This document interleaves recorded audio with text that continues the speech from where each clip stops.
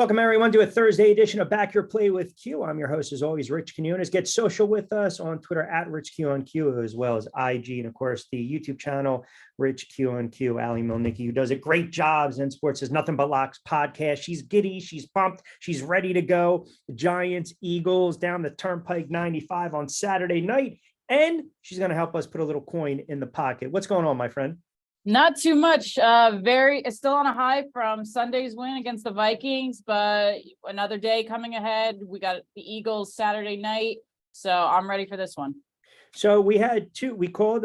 We love the Giants, right? Points in the money line, and then San Francisco was an easy one for us. It got a little dicey with Cincinnati, right? Miami. I don't know what the hell happened in that one. And then I know you were high on this one, Tampa Bay. What talk to me about that? From the first quarter, yeah. I regretted my bet from the beginning because I said, why did I believe Tom Brady was going to show up in the postseason? Like, the Bucs have been terrible all year. They had no business even being in the postseason. I thought we would see Tom Brady magic. It looked like he was scared at times. He rushed a lot of passes. I knew from the get-go that this was a loss. I didn't even expect to come back. I honestly turned it off midway through the third. That's a big L on me. I am always ready to admit when I overlook something, and I overlooked how bad the Bucs were. Did you hedge it all during the game or no? I didn't hedge. I'm one that once the game started, it was apparent that they weren't going to win. I didn't want to lie bet the Cowboys or anything at that point. I took the L. I did happen to make some good money with the Niners and obviously Giants money line. So it was a pretty good game. I didn't end up betting the Bills just because that spread was high. I picked them in my confidence pool. They obviously didn't cover. It was another weird game, but my big loss was the Chargers. I was just so frustrated. How do you blow a 27-point lead? I literally didn't even watch the beginning of the third quarter because I thought the game was done. And then suddenly I see Jacksonville's down by only 10 points. And I was like, oh, I got to turn this back on. That was a big loss for me. Now, listen, and it's, most won't admit when they have the bad plays and the calls, but I can respect and appreciate that. Same here. I kind of went same direction you were going with the games. I did like Dallas. I thought maybe we were undervaluing them, so to speak. And the Chargers and Minnesota were my Super Bowl participants. Now I'm fine with Minnesota being bumped out, but the Chargers hurt me a little bit from the unit standpoint. That's just a soft franchise, man. That's just the bottom line. And I'm really surprised that the head coach didn't, or there's no plans to fire him. And I think that's more or less ownership group doesn't want to have to pay him and bring in a new head coach. But listen, Jacksonville surprised that. I want to talk a little more, though, about that Minnesota and the Giants game, because I think we kind of knew going in the familiarity, which we're going to see again on Saturday night with the Eagles and the Giants. We mentioned we like Saquon touches. We talk about Daniel Jones with the rushing yards, so we hit that one as well.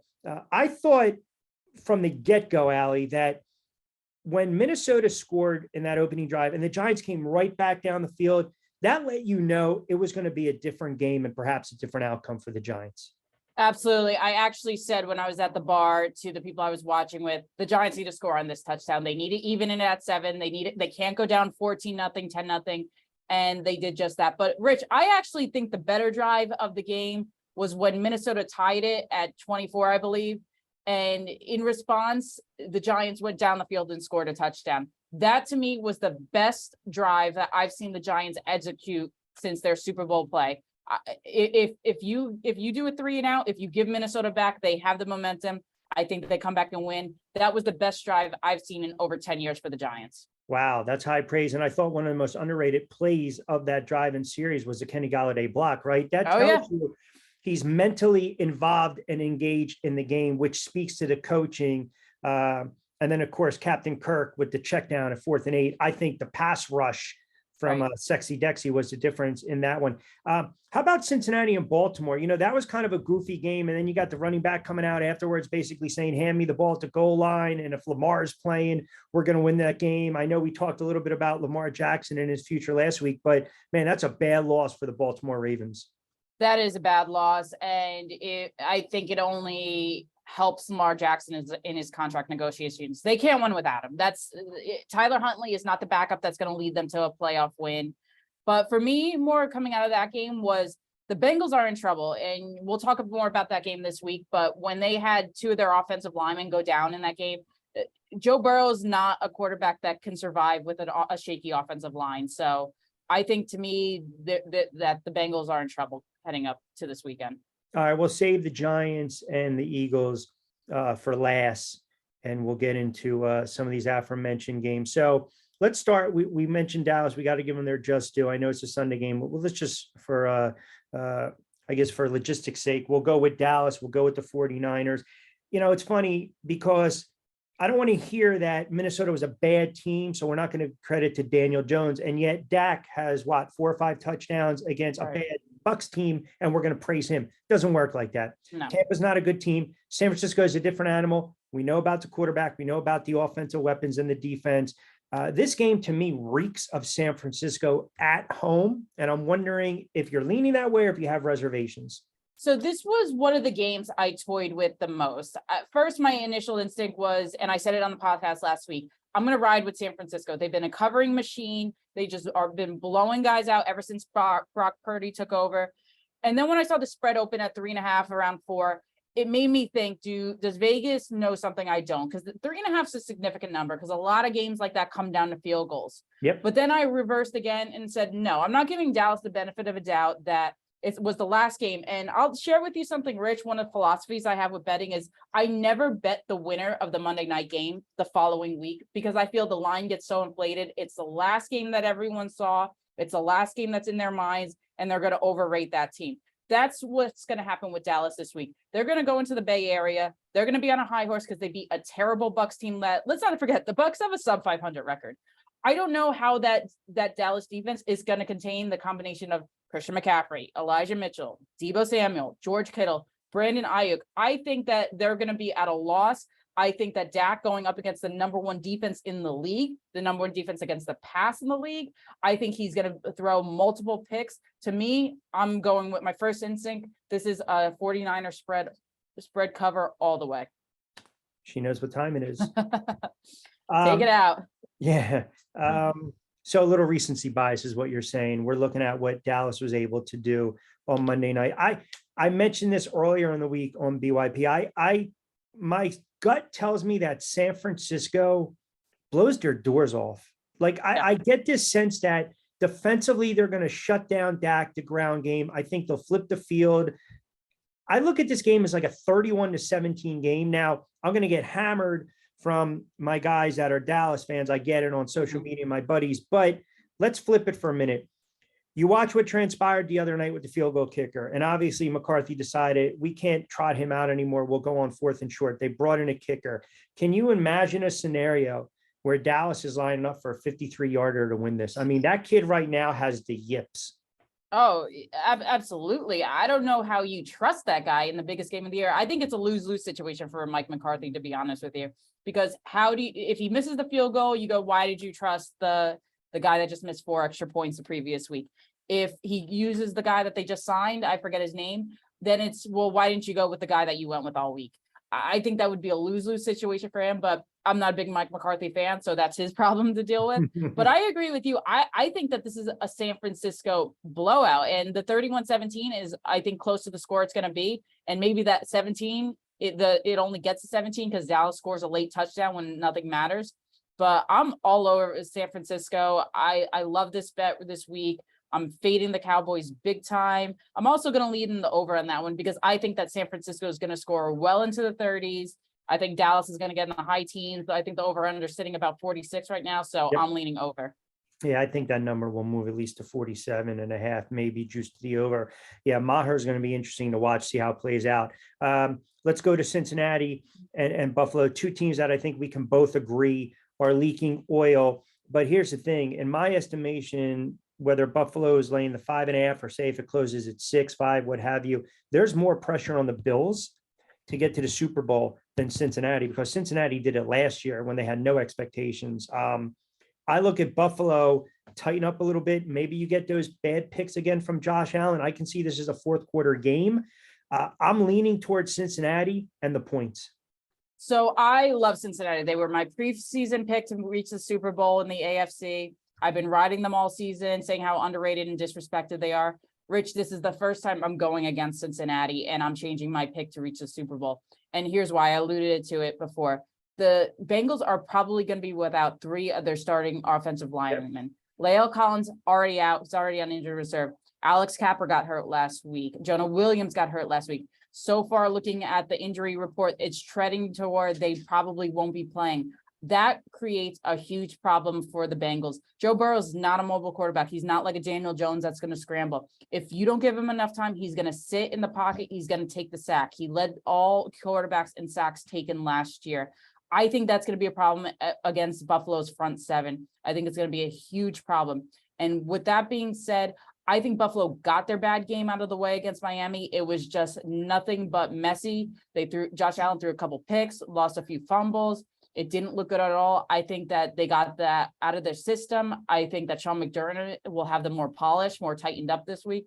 So I'm actually going to lay the points with the Bills. And I hate to say it because I love the Bengals, but without those offensive linemen, this is going to be a different Bengals team that I think is going to be a struggle to move the ball. Yeah, those are fair points when you're talking about the number and the game as a whole. The only thing I would counter with that, I think people are still going on the DeMar Hamlin element where True. that it's a wonderful story, right? But that doesn't win football games. That can inspire, but at the end of the day, it's the X's and O's. And to your point with the line and Burrow, I think this is a game for Joe Mixon. True. I definitely can see 20, 25 touches, maybe get him bubble screen passes out of the backfield. If this is a 4th quarter game, man, you got to think the Bills are going to tighten up. Think of some of those horrible plays by Josh Allen. And maybe you're right. If Miami isn't, if they're not smoking and joking and vaping on the sideline and paying attention to the play clock and late in that game, yeah, that was crazy. They could have won that game. And I don't know if the blueprint was laid out or if it was just, as you mentioned, Buffalo, the emotions, get it out of your way. And in this situation too, this also has the makings, in my opinion, of special teams. Maybe a late field goal, and I would lean towards Cincinnati in that regard. I think it would be a huge franchise win for them on the road with everything at stake. I still believe the pressure's on Buffalo, man. And what happens? You get tight, you squeeze, and then sometimes you make mistakes. But you like Buffalo laying the points. I do. And you also have to wonder if Buffalo took Miami seriously last week because they had Skylar Thompson, the 3rd stringer. You wonder if they might have overlooked it. Josh Allen might have made some throws he wouldn't have normally made. The defense might have been sleeping on it because Skylar Thompson had a terrible game. It was the Buffalo Bills' mistakes that kept Miami in the game. So I think that they got it out of their system. I would not be surprised at all if the Bengals not only cover, but pull off the upset. But right now, as of this recording, if I'm looking at 3 offensive linemen now, I just can't trust Joe Burrow to be able to get it done. And I love Joe Burrow, and also how many times can the Bengals pull it off on the road? They had to win every road playoff game last year. And this year, you mentioned if the Dolphins aren't smoking joints on the sidelines and actually got that 4th down playoff, that we have a different story. Well, the same thing could be said about the Bengals. If Tyler Huntley doesn't try to pull a Trevor Lawrence and fumble at the line, that's a totally different game. Then the Ravens are up 24-17. Yeah, that's a fair point. Ally Miielnicki joining us at Zensports, Nothing But Locks podcast. Check him out online. And of course, don't forget also at Zensports and NBL podcast as well on Twitter. That's actually a very fascinating point you bring up. And that's just horrible play calling at the end of the day. Right. That's Lamar Jackson. They're going to figure out a way to punch it in. So we always talk about the blowouts. There's always one: San Francisco and Seattle, Tampa and Dallas. I think, as we just mentioned, it might be San Fran and Dallas. And then you have the other almost forgotten game, Jacksonville, with that emotional high coming off the big win against the Chargers. Kansas City 9.5. That's a big number, man. And you talk recency bias. So how much stock do you think people are putting in Jacksonville on the road, have an opportunity now to upset the apple cart and beat a very good team, Kansas City? I actually don't think I'm not putting a lot of stock into it because Kansas City is still the juggernaut. I think people are going to think Kansas City is going to blow out Jacksonville. I know they had that epic comeback, but having a comeback against a team like the Chargers, who we know is always fluky, is different than going up against Kansas City Chiefs. I think the number is way too high, so I'm going with Jacksonville on this one. Yeah, I tend to agree. There's no way I can see Jacksonville winning this game. When we talk about path to No. victory, maybe this is a 31-21, or you get maybe that late field goal or a late touchdown to maybe cover the nut and make it 31-24. But I feel as Kansas City's almost a forgotten team. Yeah, I mean, they've been in it all the time. Like since Pat Mahomes came in the league, they're always in an AFC championship game. So it's just kind of known that they're going to eventually get there. They kind of had a quiet season. Obviously, there is no Tyreek Hill this year, but they quietly just marched all over the AFC and got the #1 seed. You didn't really hear too much from them this year. All right. And then finally, the Giants on the road against Philadelphia, trying to beat them. It's been a house of horrors against the Philadelphia Eagles. They haven't won in close to a decade. You know, the old adage, it's very hard to beat a team 3 times in one season. I just did the pod with Brandon Jacobs, 27 and Q, and he said, you know what? Nobody gives a shit about that at the end of the day, because they did it in 2007 against the Dallas Cowboys. But from a betting standpoint right now, this line is Philly laying a touch plus 7.5. Yeah, and the New York Giants still aren't getting enough respect. The Giants have been 14-4 covering against the spread this year. That's ridiculous. The Eagles have not covered. I can't remember the last time the Eagles covered, not since early December. I think 7.5 points is way too much. People think about that 48-22 game back at the end of November. This is a different Giants team. If you look just solely at the defense, we have Adoree Jackson back, who wasn't there that game. Leonard Williams did not play that game. Xavier McKinney were a lot healthier on defense. And bottom line, Rich, Daniel Jones is playing the best football of his career right now. He's playing with nothing but confidence. Saquon Barkley, having him sit that week 18, got him plenty of rest. He's rejuvenated. I think that the Eagles still might be hurting. Lane Johnson's questionable. That would be a huge loss if he can't play. There's a few guys on defense for the Eagles that won't be playing. Avonte Maddox is one of them. A few other guys like Sweat is questionable for the game. I love, from a betting standpoint, I love the Giants to cover. I'll talk about my fan take a little later, but 7.5 is way too much. I think the Giants play them very tough. They play them just because in the last season, the last game of the season too, their B squad covered the spread. Jalen Hurts, I know, wasn't 100%, but I think that seeing Jalen Hurts for the 3rd time, they'll know how to cover him. They'll know how to negate the run, because that's his big weapon. He's using his legs. So I love the Giants to cover in this situation. I think it's a 4th quarter game. I do. And that's what the Giants want. They might have to score 24 plus. I get it. You might have to have those unheralded wide receivers try to get separation. You know, they'll stack the box. You want Jones to try to beat just Saquon. But to your point with the Eagles, it's a tale of 2 teams, right? Because the Giants are not certainly what we saw a couple of weeks ago, especially in that first meeting against Philadelphia Eagles. And flip side is the Eagles are not the same team. They arguably are the best team for the first 12 to 13 weeks of the NFL season. Hurts, you mentioned Sweat. Johnson's going to gut it out. I don't know about the mobility of Jalen Hurts. If, you know, you're taking a ton of hits, I think the X factor is going to be Sexy Dexy in this one. Sure. If he can start blowing up that line and you get these guys off the edge, you have to contain Jalen Hurts. Now, from a line standpoint, the way the Giants have played, you know, they take punches, they take shots. And you mentioned 14-4, man. They are a flat out covering machine. And they're not, this is not a nice little story anymore. They believe they can go on the road and not only win the game, but I should say cover the game, but win the game outright. Players are thinking, hey, we're going to win this game outright. Obviously, they're not thinking about the line, so to speak. Right. But this is a game where I think it's going to come down to a field goal as well. I'm going to call the upset. We're going to win. Giants are going to win. Giants are winning this game. 3rd time's a charm. What score would you give? I would say we're going to have to contain the Eagles. I'm going to say it's 24-23 final. Yeah, it's funny because I had 27-26 and Brandon had 28-24. And I think we all agree 4th quarter. If the Eagles try to come out and punch him in the mouth and they try to just go for the jugular early, I don't think that's going to be beneficial to the Eagles, to be quite honest with you, because the Giants have shown they can trade blows. And to your point, defensively, you're getting back your corners, you're getting back your secondary, you're getting help, you're getting the role players, you're getting, you know, largely the linebacker that worries me a little bit. The tight end of the Eagles worries me a big time. Miles Sanders and Scott worry me, but I don't subscribe to this notion where, well, you haven't won their intent. Hey man, maybe the football gods say you're due, but I look at the now and what I've seen on film. And what I've seen on film the last couple of weeks is a team that's trending up and then a team that's kind of flatlined a little bit. So I don't know, man. And I'm sick of hearing, well, the Giants are overrated. Vikings didn't belong there anyway.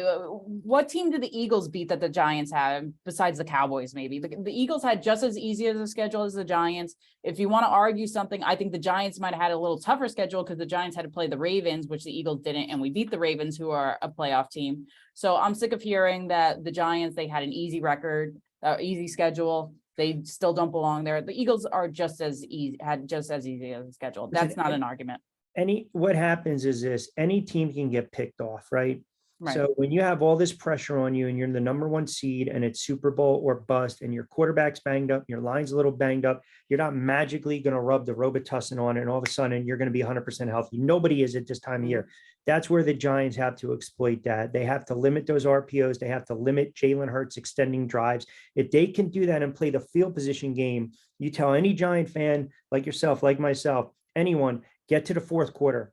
Get to the fourth quarter and be within striking distance.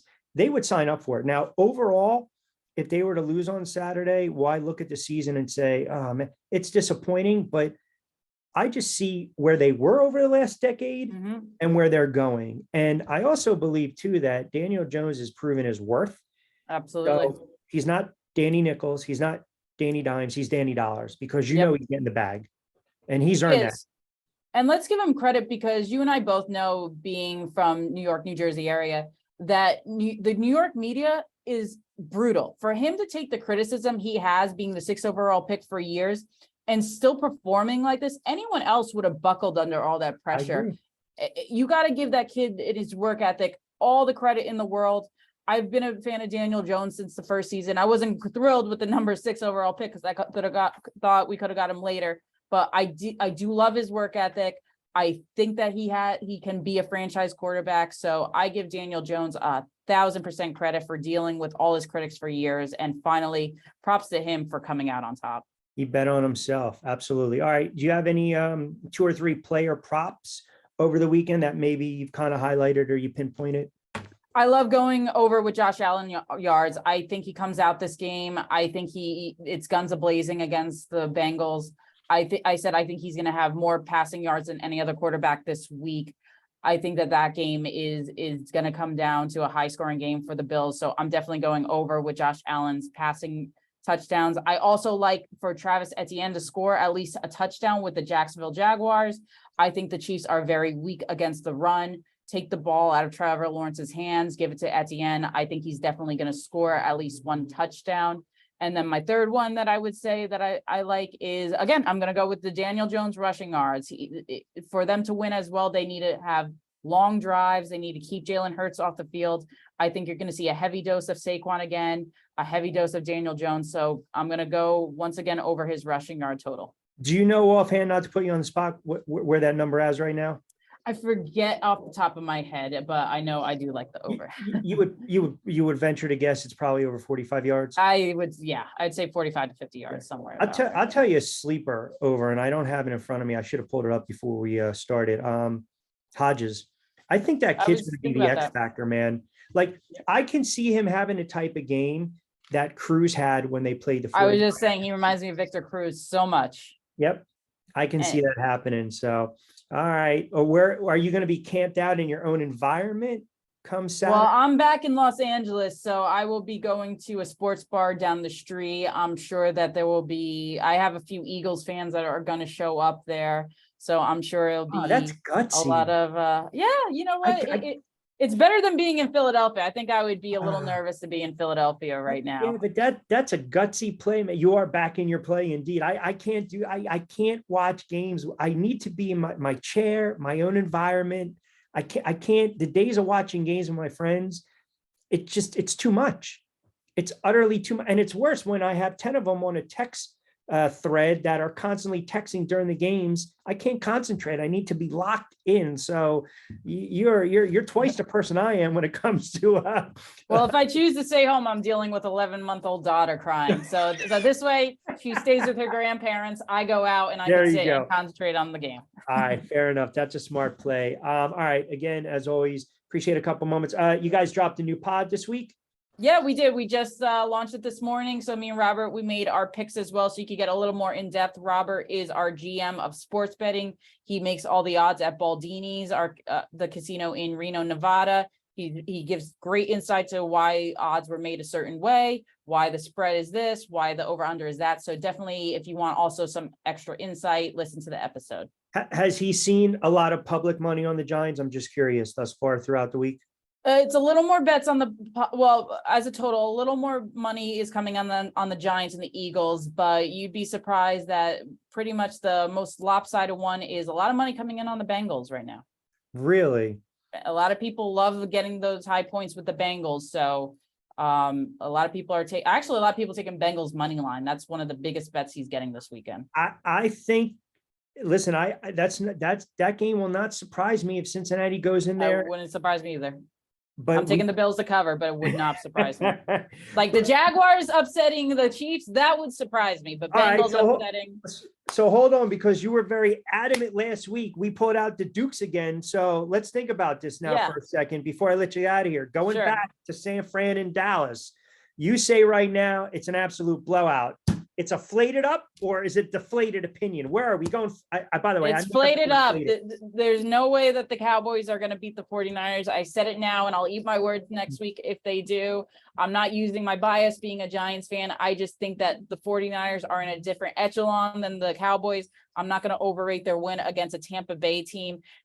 Also, Rich, Dallas seems to fall flat after big wins. When they blew out Minnesota, what happened the following week? They almost lost to Houston Texans, the worst team in the league. So I'm predicting that Dak Prescott throws. That's probably another bet. Whatever Dak Prescott's over under interceptions is, take the over on that one.